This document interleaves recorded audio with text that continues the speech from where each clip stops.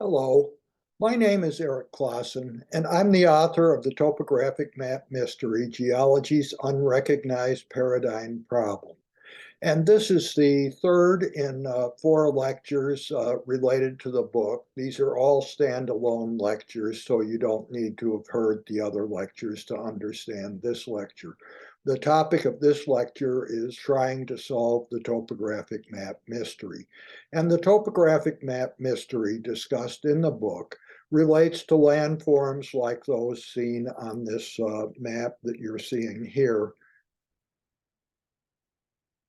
which is an area in south central Montana. It's just north of Billings, Montana, where the landforms are not well described in the geologic literature. These landforms are well known, they're well mapped, but their origin is not well understood. And this is the problem that geologists have with topographic maps, that they do not explain the topographic map, drainage system, and erosional landform evidence. And they're ignoring the evidence because their paradigm does not allow them to explain that evidence.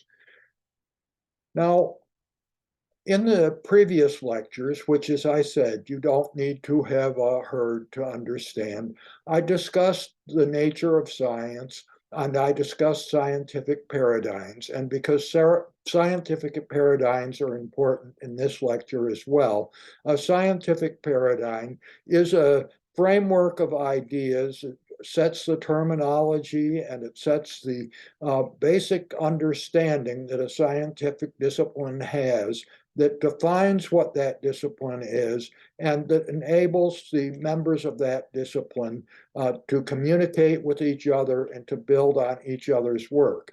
And a scientific paradigm is very important to that scientific discipline because without it, this discipline would be unable to progress and the discipline would fall apart.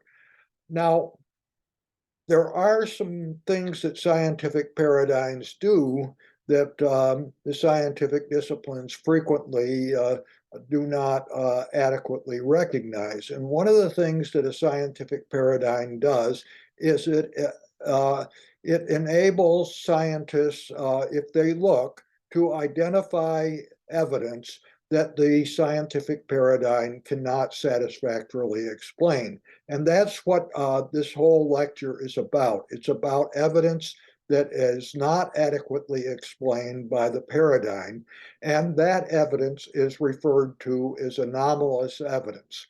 Now, in the first lecture, I also discussed some of the accepted geology and glacial history paradigm interpretations that make the explanation of the topographic map, drainage system, and erosional landform evidence difficult or impossible to explain. And I showed some examples of unexplained and poorly explained topographic map evidence. In the second lecture, I discussed some of the geologists who laid the groundwork for the accepted geology and glacial history paradigm, including the groundwork for ignoring the topographic map, drainage system, and erosional landform evidence. And included in those geologists were William Morris Davis, Thomas C. Chamberlain, Douglas Johnson, and Arthur Strehler. I also discussed J. Harlan Brett's hypothesis that was proposed that did not fit the geologic research community's accepted paradigm at the time the hypothesis was proposed in the 1920s. And the geologic research community rejected the hypothesis, even though today it's a well accepted hypothesis. So this illustration showed how the geologic research community will reject anything that doesn't fit the paradigm as they understand it. So that's what we're dealing with in terms of the way the scientific community functions. Now, and that's any and every scientific discipline would react the same way if somebody proposed a hypothesis that did not fit their accepted paradigm. Now, I'm going to start out by looking at some paradigm changes that geologists have made in the past. And very briefly, I want to mention that James Hutton in the 18th century essentially changed the paradigm in terms of how people looked at Earth history when he said that the Earth history can be interpreted in the context of processes that are seen acting on the Earth's surface today. And that's what geologists call uniformitarianism. And that was a very fundamental change in the way people viewed Earth history. And that essentially established what is today the science of the geology discipline. Another very important paradigm change occurred about 100 years later, and this was when the glacial history paradigm concept was introduced. Up until that time, geologists did not recognize that continental ice sheets had covered most of North America or large areas in Europe.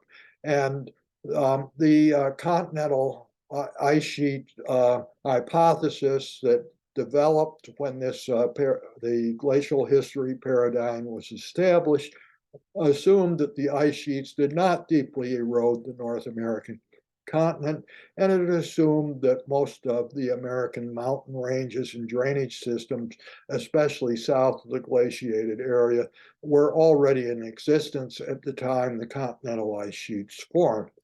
Now, the person who introduced the glacial history paradigm was Louis Agassiz. He was a Swiss-born naturalist. He looked at glaciers in the Swiss Alps, and then he took that evidence and he noticed that it could be applied on a larger basis to Europe. And he tried to convince European geologists that Europe had once been, at least Northern Europe, had once been covered by a continental ice sheet.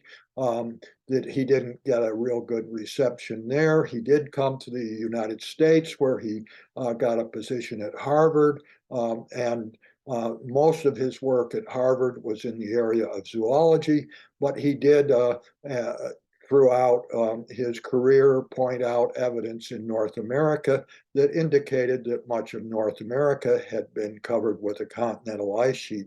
And so this is where the idea came from. And all of the ideas in the geology paradigm originated with somebody like Louis Agassiz.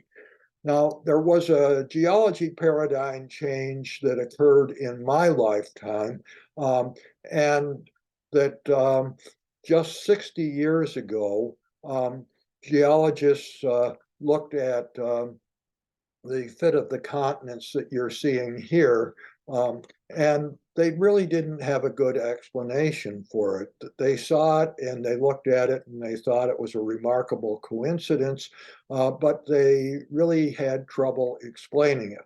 And I can remember a professor telling me that this fit of the continents was just total was just a remarkable coincidence. Now, even though in 1912, Alfred Wegener, who was a German meteorologist, proposed a continental drift hypothesis. And in that continental drift hypothesis, he laid out not only the evidence for the fit of the continents, but he laid out the evidence that the geologic units on both sides, say, of South America and Africa here, and also India and Africa, that they kind of fit together, and the fossil evidence suggested a fit, kind of like pieces of a picture puzzle that could be fit together. But he wrote a detailed book describing all of this evidence, and it was rejected for more than 50 years by geologists, especially Northern Hemisphere geologists. The Southern Hemisphere geologists kind of liked his hypothesis, but Northern Hemisphere geologists didn't. And in that book, Wagner really laid it out. But the problem that Northern Hemisphere geologists had with Wagner's hypothesis was that they didn't have a mechanism to move the continents. And it wasn't until the 1960s that geologists developed a mechanism that could explain how the continents could move. And that was the mechanism of seafloor spreading. And once the mechanism of seafloor spreading was introduced, geologists could see how the continents could move, and the whole new concept developed in geology, and that is the concept of plate tectonics, which not only explained how the continents could move, but it explained how many, but not all, of the Earth's volcanic and mountain belts developed. And by the early 1970s, geology textbooks were being rewritten to include plate tectonics and seafloor spreading. Plate tectonics became a very successful hypothesis. And once the seafloor spreading data was introduced, that the plate tectonics hypothesis very rapidly was accepted in the geological community. Now, with that as an introduction, I want to look at the problem that stimulated the research project that led me to the conclusion that the geology research community has an unrecognized paradigm problem. And the research problem originated pretty much when I started investigating alluvium at this location in North Dakota. This is White Butte. It's the highest point in North Dakota, and it's really just a pile of sand and gravel that looks like it's been dumped in there. If this was in a glaciated area, it might even be mapped as a came deposit, but it's south and west of the glacial margin, at least the recognized continental ice sheet margin in North Dakota. So it's definitely south, to the south and west of it. It's also fossiliferous, and the fossils in here are classic Oligocene fossils that match Oligocene fossils from other locations like in South Dakota and other adjacent states, and the Oligocene is typically in the accepted paradigm assumed to have been approximately 30 million years previous to the continental glaciation. So with the fossils and the fact that it's located away from the ice sheet, it's never been mapped as a ice sheet related deposit.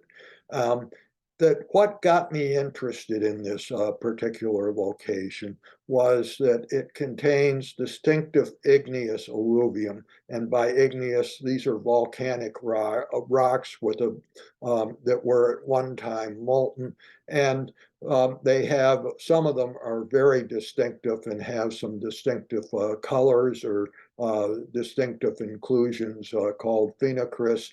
And the new map was published in 1980, which described that alluvium and said that that alluvium either came from the Black Hills, which is south of this location, or from the Rocky Mountains. Now, the location to the south of the Black Hills kind of makes sense in terms of the present day drainage, because the deep Little Missouri River Valley, it's a north-oriented river valley. It's located just a short distance to the west of White Butte. And so many of the vertebrate paleontologists who came in here to map the fossils, they did note the alluvium, and they didn't say much about the alluvium, but they said the alluvium probably came from the Black Hills, which is probably the nearest source of igneous rocks, and also the fact that the Little Missouri River starts out in the northern Black Hills, that it seemed logical that the um, the alluvium was transported by an ancestral Little Missouri River to this location from the Black Hills area. And this suggested that the Little Missouri River had existed in Oligocene time, or more than 30 million years before um, the, um, the ice sheets developed in North Dakota. But the map said that there was an alternate source in the Rocky Mountains. It didn't define, it didn't give the literature search source, but I had to do some literature searching to figure out why this difference developed. And I decided that, hey, this shouldn't be a problem. It should be pretty easy to determine the source where this alluvium came from. And so I set out to do so. And let's look at the problem that I had. Here is White Butte in North Dakota. It's in the southwest part of the state. This is the Little Missouri River here, flowing north from the northern Black Hills across southeast tip of Montana, the northwest tip of South Dakota into southwest North Dakota, and then it turns in an east direction to join the Missouri River today. Um, and the black dashed line here is the southwestern margin of the continental ice sheets, as it's pretty much determined in the accepted paradigm, and there's no question about it. The topographic map evidence doesn't challenge this in any way. And the vertebrate paleontologists badly wanted this to be coming from the Black Hills because that supported their interpretation that the fossils were old and that the Little Missouri River was a pre-glacial feature. Um, but in the 1960s, two United States Geological Survey geologists, they were studying the rocks that made up the White Butte, and they decided to check the location. They went down to the Black Hills, and they looked to see if they could match any of the rock types, and they couldn't. So at least they couldn't match many of the rock types. And then they proceeded to look for an alternate source, and they found an alternate source in the Beartooth Mountains over here in Montana. Now, they did confuse the issue because they suggested that the material from the Beartooth Mountains used a route something like this to get to the Black Hills. But I didn't know that, and at first I trusted the literature, and to the extent that I was pretty sure that it didn't come from the Black Hills, and there were other geologists who had written papers since the USGS geologists suggested the Beartooth Mountain source that said that the material did not come from the Beartooth Mountains area, and instead proposed that the material had come from the Black Hills, and all of it had been eroded away from the Black Hills, and and it was now up at White Butte, and the White Butte igneous rocks could be used to determine, to describe earlier Black Hills volcanic deposits. Well, that didn't seem very logical to me. So I did a detailed study of alluvium in this whole area here, trying to figure out where the distinctive alluvium in the White Butte area came from. And I finally concluded that the United States Geological Survey geologists were correct in the Beartooth Mountain location, but that the correct route was essentially along the Yellowstone River alignment here in a northeast direction here, except that it was at a much higher elevation. In fact, that the alluvium was covering the highest elevations in eastern Montana, and it appeared as though the alluvium had been blocked by something in eastern Montana, and this dashed black line again is the southwestern margin of where the continental ice sheets were. So it looked like it had run up against the continental ice sheet margin and then been transported across what is now a very deep Yellowstone River valley, and then across what is a very deep north-oriented Little Missouri Valley to the White Butte area. And then I was able to trace trails of the alluvium southward, kind of along the ice sheet margin here into northern South Dakota. So this was kind of an eye opener to me because this was saying to me that when that material was deposited, an ice sheet was present in the area. And when I tried to present that at professional meetings, the vertebrate paleontologists were very unhappy with me.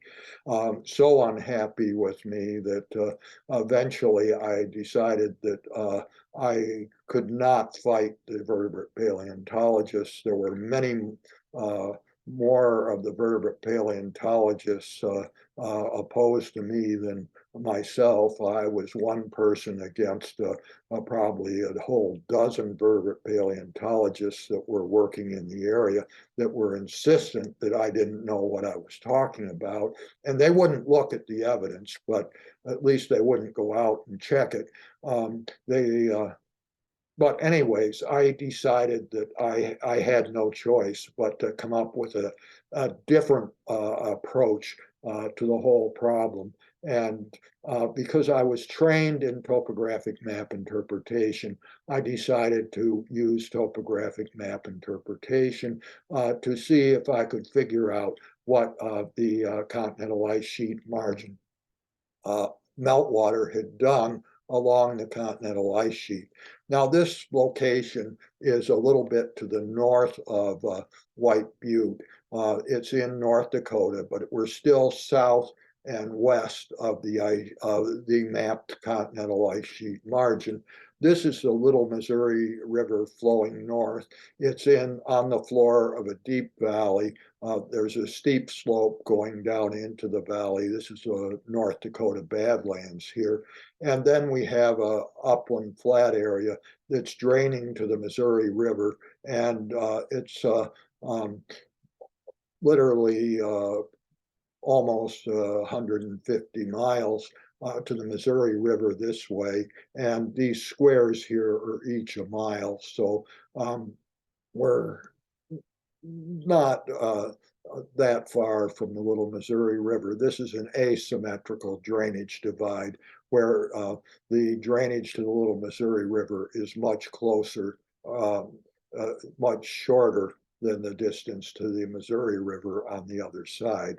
And it looked to me like this whole thing could be explained as if a large flood had carried the alluvium across the Yellowstone River Valley, the Little Missouri Valley, to this area. And there was definitely lag gravel containing the alluvium in this area. And so, so I started out looking at this, and it looked to me like there was plenty of evidence for floods that had flowed along the ice sheet margin in southwest North Dakota. And as I went upstream along the Little Missouri River, and it's meandering in its valley here, this is the Little Missouri River Valley, I noticed that there was, everywhere I looked, there was a pattern of southeast-oriented tributaries coming from the west and of northwest-oriented tritaries coming from the east. And this pattern suggested to me that this valley must have eroded headward across large southeast-oriented floods. This pattern had been noted by other geologists. They wanted to explain it by the wind activity. That didn't seem reasonable to me. But anyways, that's how I interpret it. And I'm still in North Dakota here, but I'm getting further away from the ice sheet margin.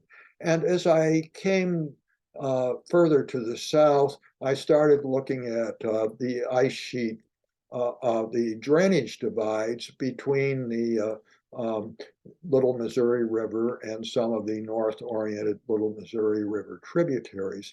And this is the Little Missouri River, again, meandering in its valley. And this is north-oriented Little Missouri River, Shaw Creek, which is also meandering in its valley. And this is the drainage divide between the two. And along the drainage divide, at every one of these letters that I've shown here, there's a low point. And many of these low points connect northwest-oriented Shaw Creek tributaries with southeast-oriented Little Missouri tributaries like these here. And I interpreted these low points to be places where water had once flowed across the divide here before the Shaw Creek Valley was eroded, and that this tributary started to erode here, and then the Shaw Creek Valley eroded headward and captured the water, causing a reversal of the flow that had been going in this direction. And this seemed to me like it could be explained if there was a large flood flowing across this area in a southeast direction, and that the Little Missouri River Valley had eroded headward across the valley, the floodwaters first to capture the water and divert it in a north direction, and then the Shaw Creek Valley had eroded headward across the floodwaters to capture the floodwaters again and to end flow into the Little Missouri Valley. Well, this made sense to me, but I'm getting quite a ways away from the ice sheet margin, and I haven't found any upper limit to where the flood was. Now, according to the accepted paradigm, I should have been finding an upper limit, but I wasn't.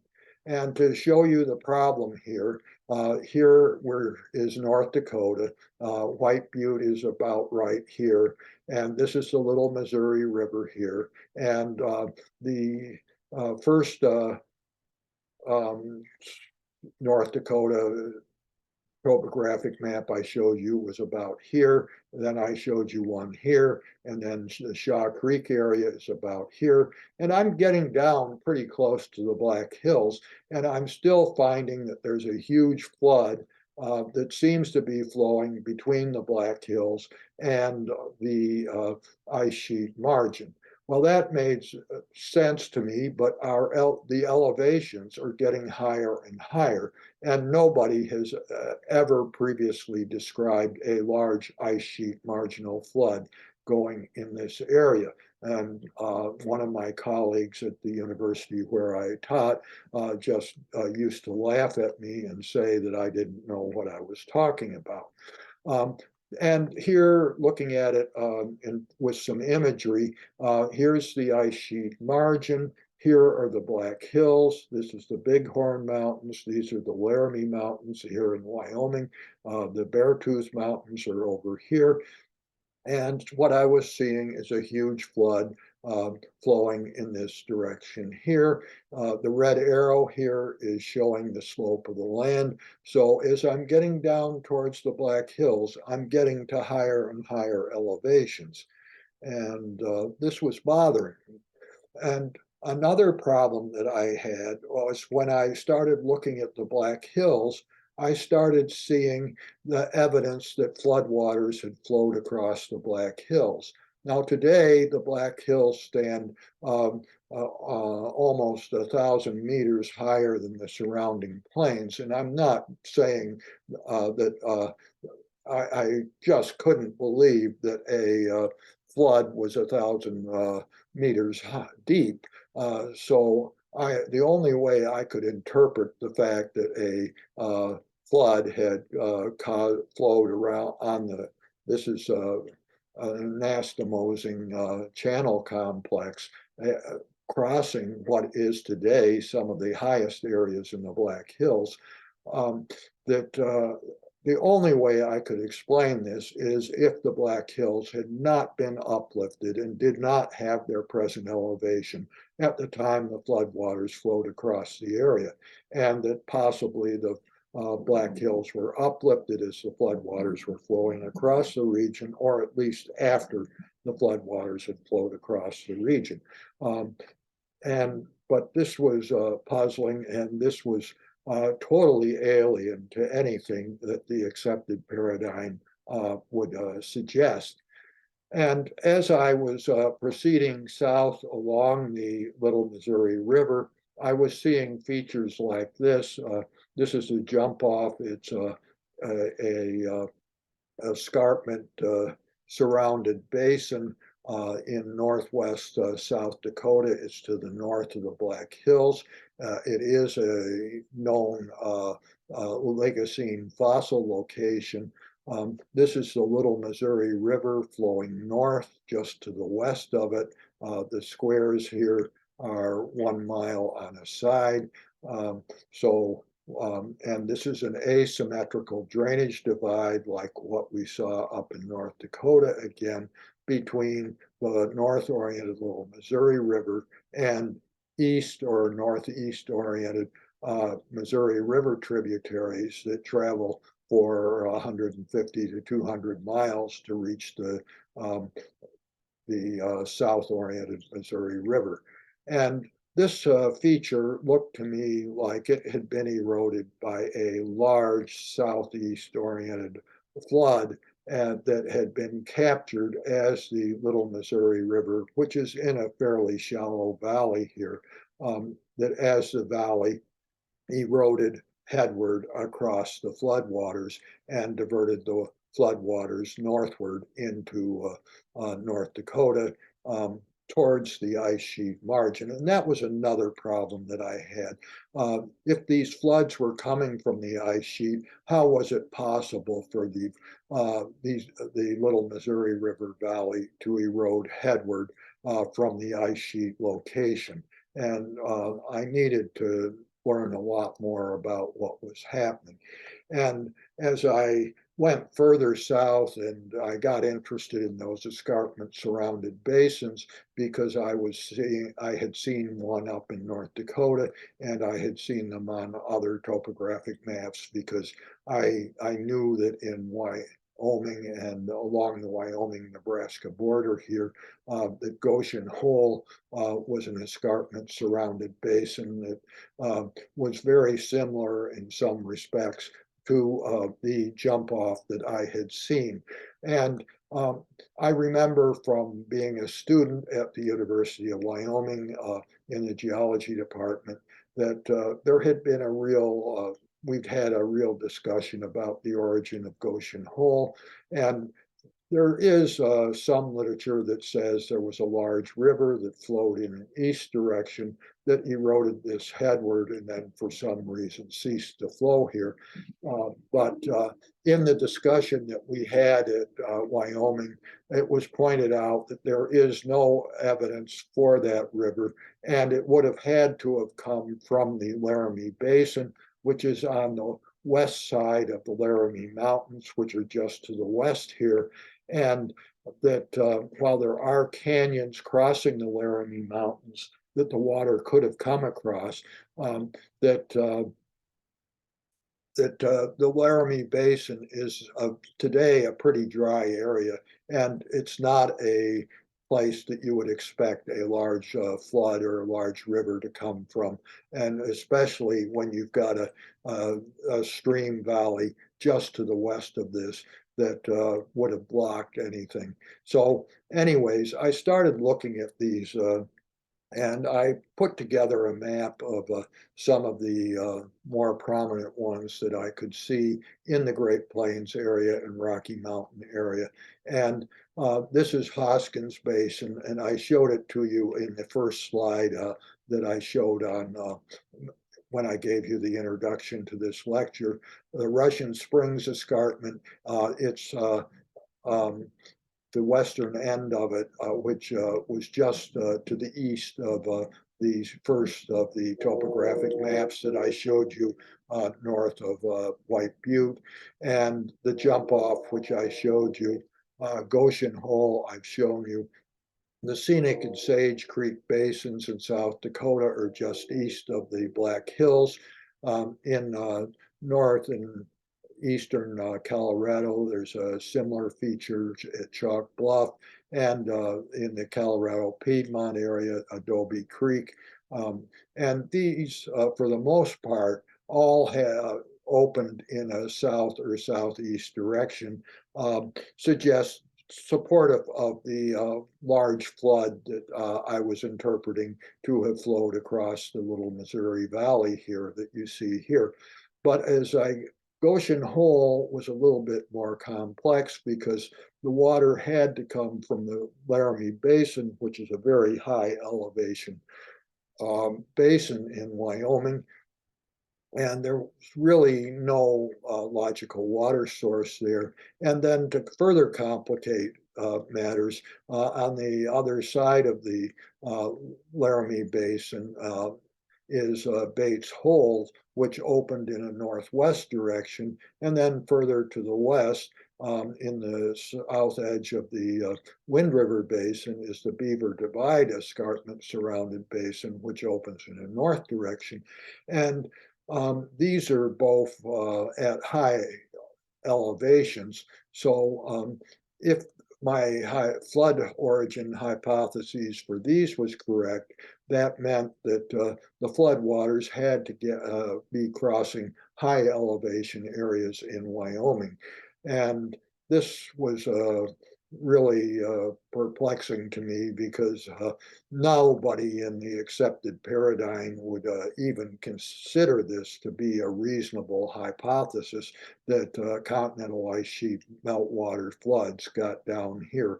But what this evidence was suggesting to me is that continental ice sheet meltwater floods had gotten down this far, and not only had they gotten down this far, but that the region something had caused the floods to reverse their flow direction and to flow north after they got down there. So that led me into Colorado and to look at the Colorado east-west continental divide. And I could give a whole lecture on what I found when I started looking at Colorado evidence. But today I'm just going to illustrate this one map here. The red dashed line here is the east-west continental divide as it circles around the south-oriented Colorado River headwaters, which are in the Pacific Ocean drainage basin. The whole rest of the area here drains to the Atlantic Ocean. And there are a number of mountain passes. I've labeled 3 of them here, but there are some others that are important, including one right here that I'll comment on in just a minute. And 2 of these passes kind of were easy to explain, at least in the context of my flood hypothesis, assuming that the mountain ranges were being uplifted as the floods were flowing south across the region. La Poudre Pass and Milner Pass. This is the headwaters of the Cache-La Poudre River, which flows north for a while, and then it turns east and eventually joins the South Platte River, which joins the North Platte River to become the Platte River, and then to flow to the Missouri River, and then to the Mississippi.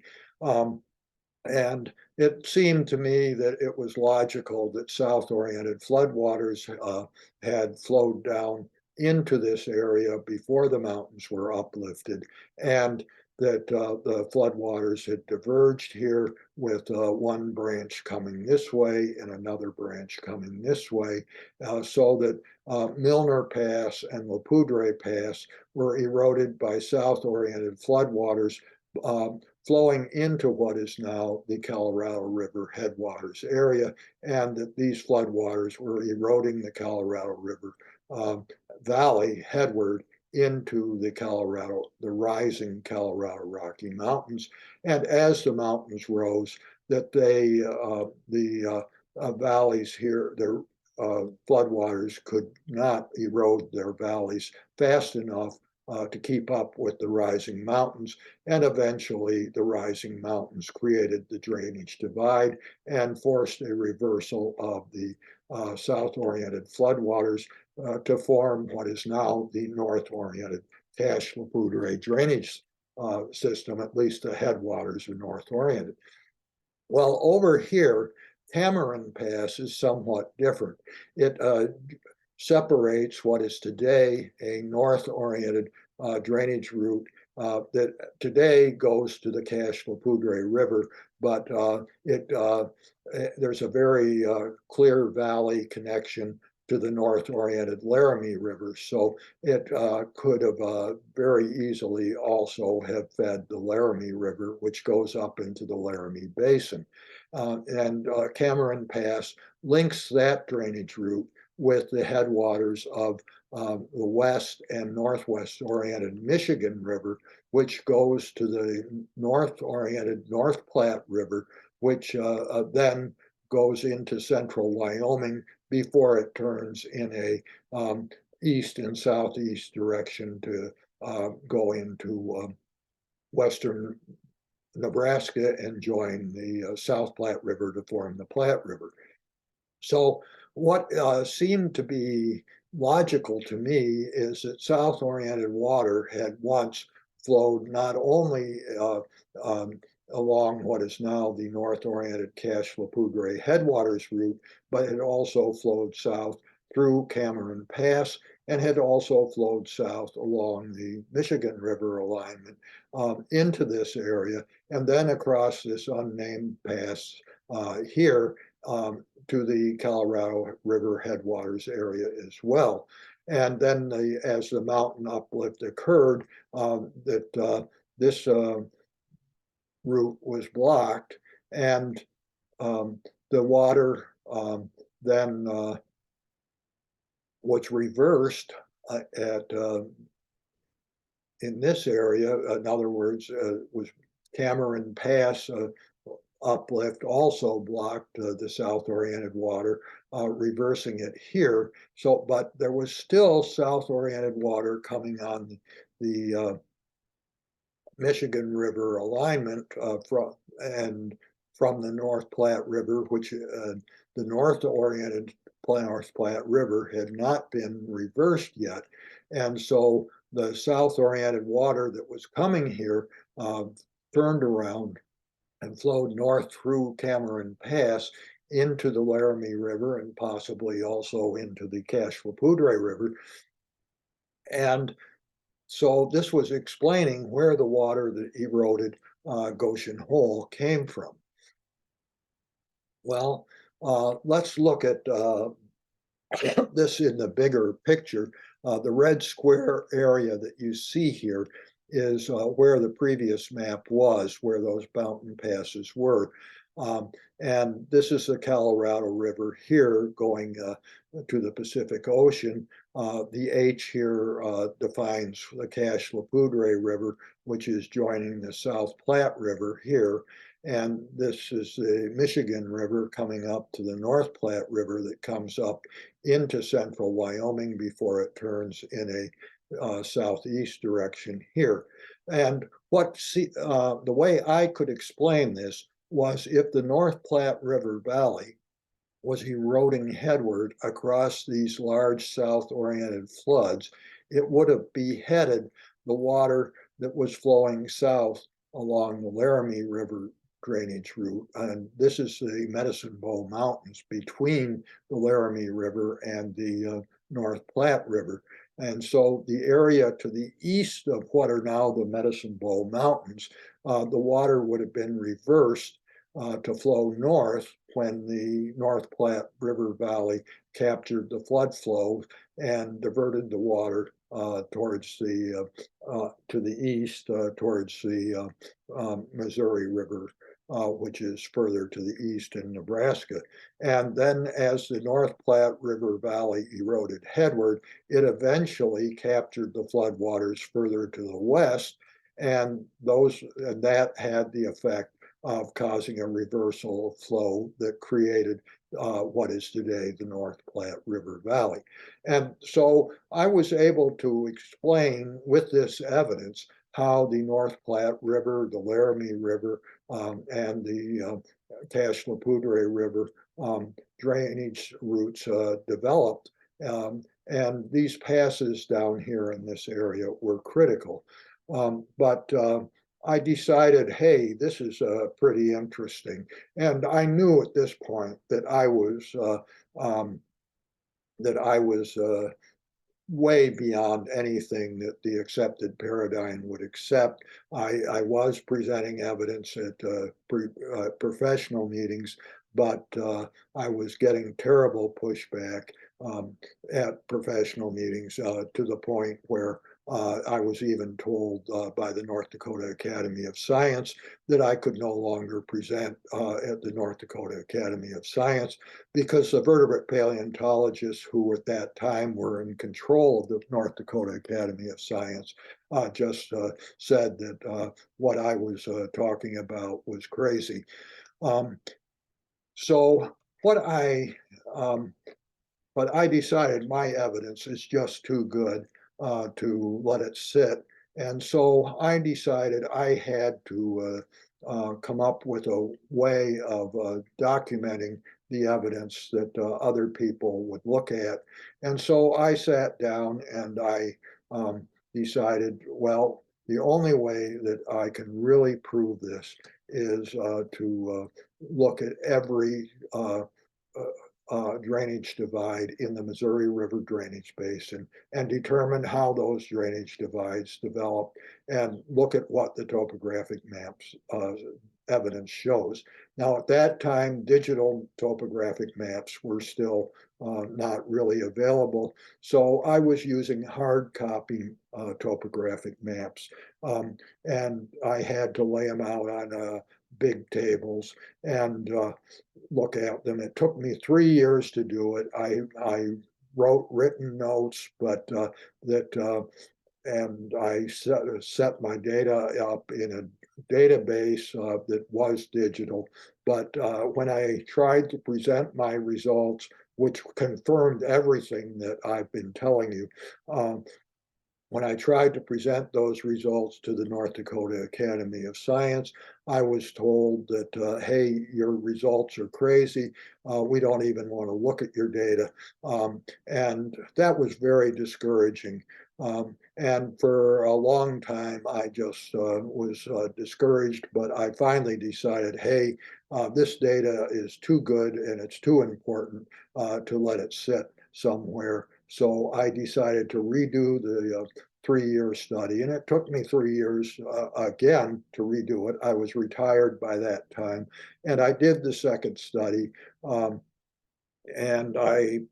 this time digital maps were available, and so I did the study in blog format at geomorphologyresearch.com, and it's posted on the internet where anybody that wants to see it can see it. And having that has enabled me to get some of my research results published in lower impact papers. The higher impact geology journals don't want to touch my research, but some of the lower impact journals do accept my papers. Now, what I want to do here is show you one of the things that just fascinated me when I was doing that Missouri River Drainage Basin study, and that was that, and that I found that tremendous amounts of meltwater must have flowed along and across the Continental Divide in Montana, Wyoming, and even into Colorado. Along and that in this I considered both. It was very frustrating because as I was doing the study, I was realizing, how am I ever going to explain to the geologic research community that large amounts of continental ice sheet meltwater had flowed in giant rivers along what is now the east-west continental divide. But here, let's look at some of the evidence that supports that. My conclusion. This is the Flathead River. Glacier Park is right up here. So we're just south of Glacier Park, and we're just west of the east-west continental divide. So we're on the west side of the continental divide here. But let's look at the middle fork of the Flathead River. It starts down here, and I'm going to show you a map, detailed map of where it starts. And it flows in a northwest direction up here, and then it turns in to join the North Fork of the Flathead River that's flowing in a south direction. So the middle fork of the Flathead River is basically a barbed tributary to the North Fork, which creates the south-oriented Flathead River. Here's the South Fork, and I'm going to show you the south end of the South Fork also. And it's also joining the Flathead River as a barbed tributary. And so what I concluded is that this started out as a large south-oriented floods were eroding diverging and converging valleys as they went southward, and that eventually mountain uplift caused reversals in the Middle Fork and the South Fork to create these barbed tributaries, and that the North Fork and the Flathead River flow south in valleys that were able to keep their south orientation. Now here we're looking at where the North Fork started. Actually, it has a tributary that comes in like this. But the northwest-oriented North Fork Valley starts right here. This is Sun River Pass here. This is an unnamed pass here. These are both deep passes that connect the the Middle Fork, which is a northwest-oriented valley, as I showed you, with the south-oriented North Fork of the Sun River. Now, the North Fork flows in a south direction, and then it joins the South Fork, and then turns in an east direction to go to the Missouri River. And so this is in the Atlantic Ocean basin, and this is the Pacific Ocean basins. So we've got this deep mountain pass and then another one adjacent to it that connect this northwest-oriented valley. And this had to be eroded by a large amount of south-oriented water. And as the mountains rose, it blocked the south-oriented drainage and forced the Middle Fork to reverse its flow direction and flow up towards Glacier Park and the Canadian border, up towards where the floodwaters were coming from.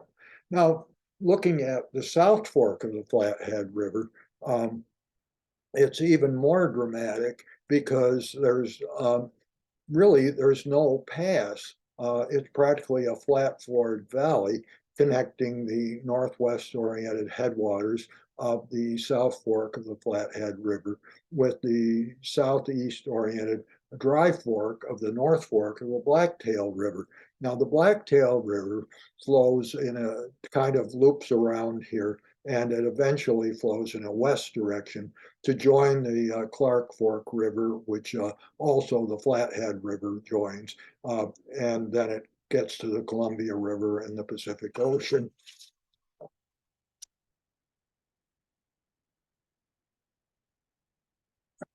I'm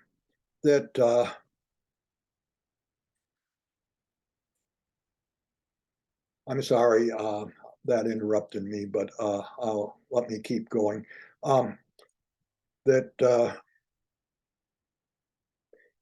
So we're not looking at a continental divide here. We're just looking at a divide between two Clark Fork River tributaries.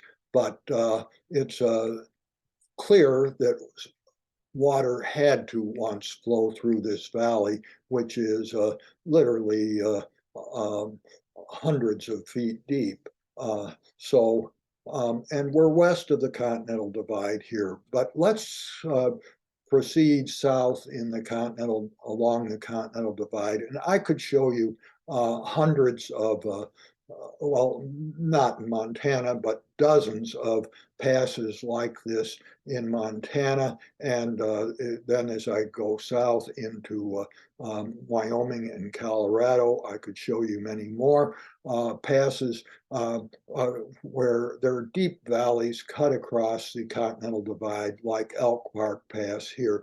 This is Butte, Montana here. So Elk Park Pass is practically on the outskirts of Butte, Montana, and it's a major transportation route. It's a well-known feature. It had to be eroded by large quantities of south-oriented water coming from the Atlantic Ocean basin into the Pacific Ocean basin. And and this is going south to where it will cross Deer Lodge Pass, which is just to the south of where Butte, Montana is up here. And the red dashed line is again the Continental Divide here. This is a deep valley that crosses the Continental Divide. And the north-oriented drainage here that is going to the Pacific Ocean is flowing to the Clark Fork River, which eventually joins the Columbia River. And the south-oriented drainage here is going to the Big Hole Basin, which I'm going to show you in the next, it's going to the Big Hole River drainage basin, which I'm going to show you in the next slide. And there are geologists who like this valley as a place for having water flowing across it. And by using accepted paradigm interpretations, they're concluding that maybe a river once flowed in a north direction through here. But I'm going to show you in the next slide some evidence that they aren't talking about, that they should be talking about, that suggests that the water flowed south through here. This Deer Lodge Pass is right up here, and the water that flowed across Deer Lodge Pass, I think, came down south here and joined the south-oriented Big Hole River, which then turns in a northeast direction here to join the Jefferson River, which then further to the east here joins the Madison and Gallatin rivers to form the Missouri River headwaters. Now, looking at the Big Hole River, it starts out as a north-oriented drainage-based river, although it has a lot of south-oriented tributaries, especially up here. And then it turns in a southeast-oriented direction and before it flows south and northeast. And the Beaverhead River, which flows in a north direction here, has a lot of south-oriented tributaries. And if you look closely, the Big Hole River, even in its southern extent, has south-oriented tributaries. And there's evidence that water once flowed from this part of the Big Hole River drainage basin into what are now the Beaverhead River headwaters. So there's pretty good evidence, if you look at the topographic map evidence, that there was large amounts of south-oriented water flowed across the region. Now, I haven't shown the Continental Divide, but the Continental Divide is running roughly along this line here on the Montana-Idaho border here. Now we're east of the Continental Divide. So we're seeing evidence of water, big floods of water that were flowing south along and across the Continental Divide. And that and this was probably being dismembered and the present day rivers formed as the mountain ranges were being uplifted at the same time that the floodwaters were flowing across the region. So with this, I'm going to conclude that the Missouri River Drainage Basin Project, the research project, where I looked at every drainage divide here, and I did it twice. And both times I came to the same conclusions. That it indicated that huge continental ice sheet meltwater floods had flowed across all of this region, including the east-west continental divide here, and that all of the valleys in the Missouri River drainage basin, at least if they're large enough to be eroded, um, um, large enough to show up on the topographic maps, that been these had been eroded headward across large floods, except for the Missouri River Valley, which I'll talk about somewhat. It was an ice marginal river, but it was flowed along the margin of a second ice sheet, not the ice sheet that produced this huge flood. So with that, I'm going to conclude the lecture and